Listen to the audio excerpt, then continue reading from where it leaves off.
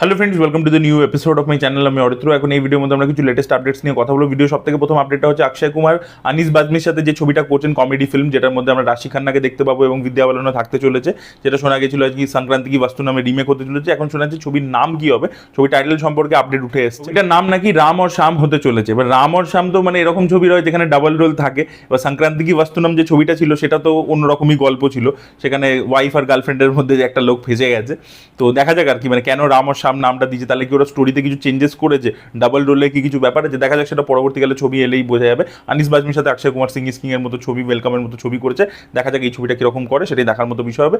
এর পরবর্তীতে আমরা কথা বলেছি চাঁদ মেরা দিল বলে ছবিটাকে নিয়ে, যে ছবিটা ধর্মা প্রোডাকশন আপকামিং ছবি, যেখানে লক্ষ লালবানি রয়েছে, অনন্যা পান্ডে রয়েছে। সেইটা থেকে আজকে মেকার্সরা কিছু পোস্টার শেয়ার করেছে। ছবিটা মেতে রিলিজ করছে, 22 মে। তো কিরকম হলো এই পোস্টার্সগুলো, তো দেখুন অনন্যা এবং লক্ষ্যকে পাশাপাশি ভালো লাগছে, মানাচ্ছে তাদেরকে। এবং ধর্মার যেরকম ছবি লুক অ্যান্ড ফিল হয়, এখানে একটা কলেজ ব্যাকড্রপেই হতে চলেছে, যেরকম টু স্টেটসের ক্ষেত্রে ছিল।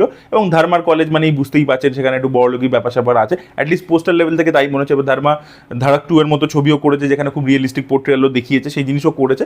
দেখা যাক এখানে কিরকম। পোস্টার থেকে এখন অবধি খারাপ লাগছে না আর কি পোস্টার্সগুলো, দেখা যাক লক্ষ্যকে নিয়ে।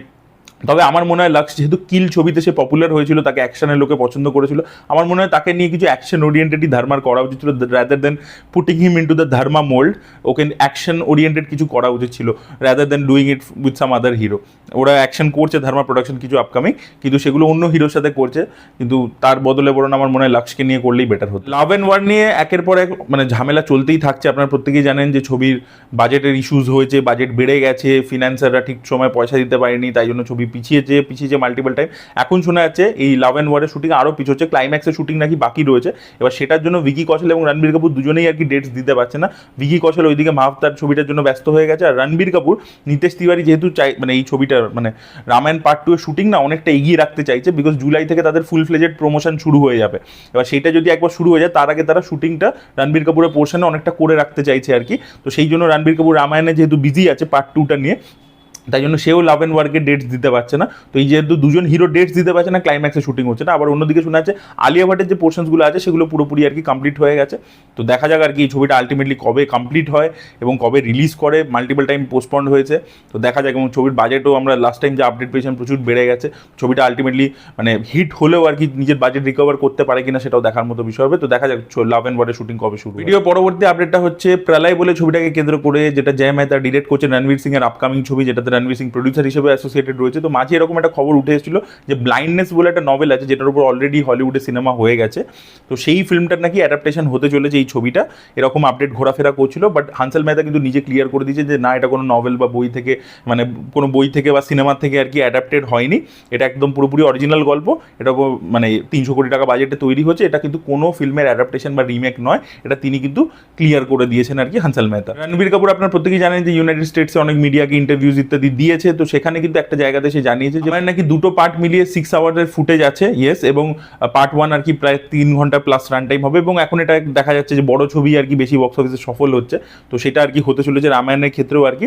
সে বলেছে আর কি যে তার কাছে 6 ঘন্টার ফুটেজ অলরেডি আছে আর কি তাদের কাছে। তো সেটা আর কি খালি রামায়ণ 1 থেকেই তাহলে কি 4 ঘন্টার সিনেমা হবে, দেখা যাক সেটা কি হয় সামনের দিনে।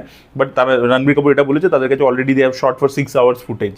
ভিডিও পরবর্তী আপডেটটা হচ্ছে ধনুষকে নিয়ে। তো ধনুষের যে আপকামিং ছবি আসছে কারা, যেটা 30 এপ্রিল রিলিজ করবে, সেটা নাকি একটা হাইস্ট থ্রিলার ফিল্ম হতে চলেছে, ইয়েস। এবং সে একটা ভিলেজের ব্যাকড্রপে, আপনাদেরকে বলেছিলাম 1990s গল্পটা সেট, এবং একটা মানে যখন ইরাক ওয়ার হচ্ছে এবং সেই সময় ইউএস ইরাকের যখন ওয়ার হচ্ছে তখনও গ্যাসের ক্রাইসিস হয়েছিল। তো সেটার ব্যাকড্রপ থাকতে চলেছে। তো হয়তো ধনুষের ক্যারেক্টারটা কোনো গ্যাসের কিছু হাইস্ট ইত্যাদি করবে, সেরকম একটা অ্যাঙ্গেল নাকি এই ছবির মধ্যে থাকতে চলেছে। তো দেখা যাক ছবিটা কীরকম হয়। আর অন্যদিকে ভিডিও পরবর্তী আপডেট হচ্ছে মণিকন্নন বলে তামিল অ্যাক্টরকে কেন্দ্র করে। তো তাকে কিন্তু আমরা আরাসান বলে যে ছবিটা আসছে ভেট্রিমানের আপকামিং ছবি, সেখানে দেখতে পেতে চলেছি। এবং সেই ক্যারেক্টারটা দিয়েই ভাড়া চেন্নাই ইউনিভার্স এবং আরাসানের মধ্যে কানেকশন হতে চলেছে আর কি।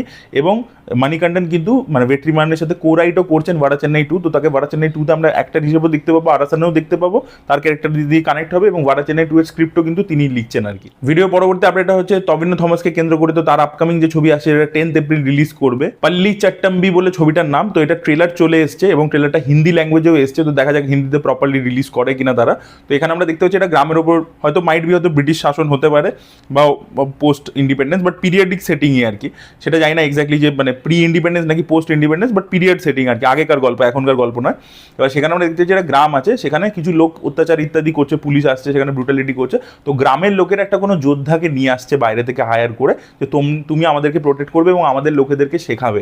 ঠিক আছে, রকের একটা সিনেমা ছিল না হারকিউলিস বলে, সেই রকম টাইপের গল্প আর কি, যে বাইরে থেকে কাউকে নিয়ে আসছে, এবার সে ওখানে আসছে ওদেরকে ট্রেনিং দিচ্ছে মার্শাল আর্টসে, যেটা টবিনো থমাস প্লে করছে। তো অ্যাকশন আমরা দেখতে পাচ্ছি, অ্যাকশনের সিকোয়েন্সেসগুলো যেভাবে স্টেজ করেছে এবং ওরা রিয়েল লোকেশনে শ্যুট করে মালায়ালাম ছবি, তো দেখতে look and feel, camera work, action সব দেখতে ভালো লাগে এবং টবিনো থমাসকে অ্যাকশনে দেখতে খুব ভালোও লাগে। প্লাস কায়াডু লোহার যে ড্র্যাগন থেকে খুব পপুলার হয়েছিল, তাকে হিরোইন হিসেবে দেখতে পাচ্ছি এই ছবির মধ্যে, তামিল সিনেমায় সে পপুলার হয়েছিল, এখন সে মালায়ালাম ছবিও করছে এবং তাকে টবিনোকে ভালো মানিয়েওছে আর কি, মানে টবিনোর পাশে কায়াডুকে মানিয়েছে ভালো। আর শোনা যাচ্ছে এই ছবির মধ্যে নাকি পৃথ্বীরাজ সুকুমারনের একটা ক্যামিও থাকতে চলেছে, ইয়েস, একটা অ্যাকশন সিনের মধ্যে নাকি পৃথ্বীরাজ সুকুমারনকে আমরা দেখতে পাবো। এবার তার সাথে টবিনো থমাসের ভার্সেস অ্যাকশন হয় নাকি তারা দুজন মিলে বাকিদের সাথে লড়ে, সেটা তো পরবর্তীকালে আমরা সিনেমাটা দেখলে বুঝতে পারবো। তো দেখা যাক এই ছবিটা কিরকম পারফর্ম করে। 10th এপ্রিল এই ছবিটা রিলিজ করছে, আর অন্যদিকে দৃশ্যম 3ও কিন্তু 10th এপ্রিলই রিলিজ করছে, বা দৃশ্যম 3 এর সামনে ছবিটা কতটা টিকতে পারে বক্স অফিসে সেটাও দেখার মতো বিষয়। পরবর্তী দুটো আপডেট হচ্ছে সালমান খানকে কেন্দ্র করে, তো বংশীর সাথে যে ছবিটা তিনি করছেন সেটা 18th এপ্রিল থেকে শুটিং শুরু হচ্ছে, যেটা দিল রাজু প্রডিউস করছে, নয়নতারাকে দেখতে পাবো ছবির মধ্যে, অনিল কাপুরও থাকবে, অরবিন্দ স্বামীও থাকতে চলেছে।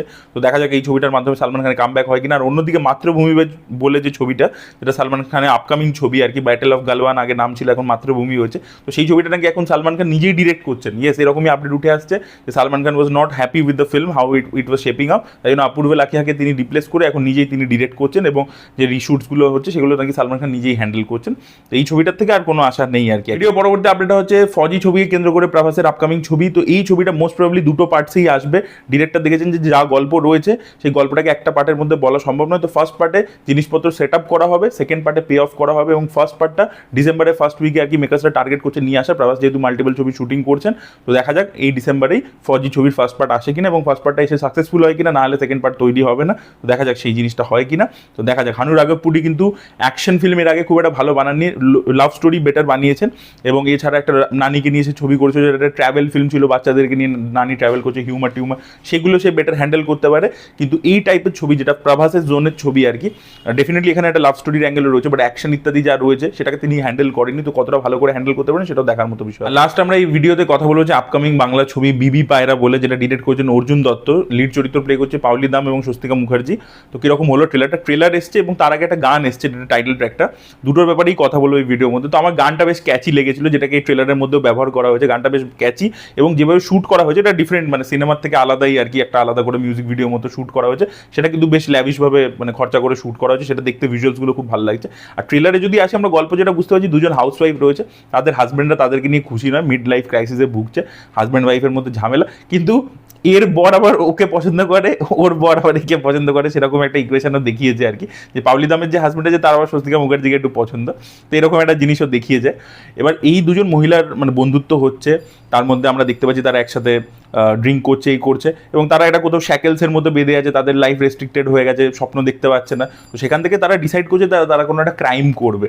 তো এই দুটো হাউসওয়াইফ তারা মিলে কি ক্রাইম করছে এবং তাদেরকে হেল্প করছে অনিন্দ ক্যারেক্টারটা, তো অনিন্দকে নিয়ে অনেক হিউমারও রয়েছে, তো পুরো ট্রিটমেন্টটা আর কি অনেক ক্রাইম কমেডি জোনের মধ্যে, কমেডিটাও আর কি ভালো লেগেছে সাটেল ওয়েতে। একজন মহিলাকে দেখাচ্ছে, বয়স্ক মহিলা, সে যেভাবে বলছে, ঠিক আছে, বন্দুক নিয়ে একটা ডায়লগ আছে, সেটা বেশ ভালো লাগছে। অনির্বাণ চক্রবর্তীকে বেশ মজার একটা রোল দেওয়া হয়েছে, তাকেও বেশ ভালো লাগছে। তো সব কিছু মিলিয়ে ট্রেলারটা টাইট কম্প্যাক্ট করা হয়েছে এবং এই কেপার স্পেসের মধ্যে কিন্তু বেশ ভালো একটা ছবি হচ্ছে বলে মনে হচ্ছে।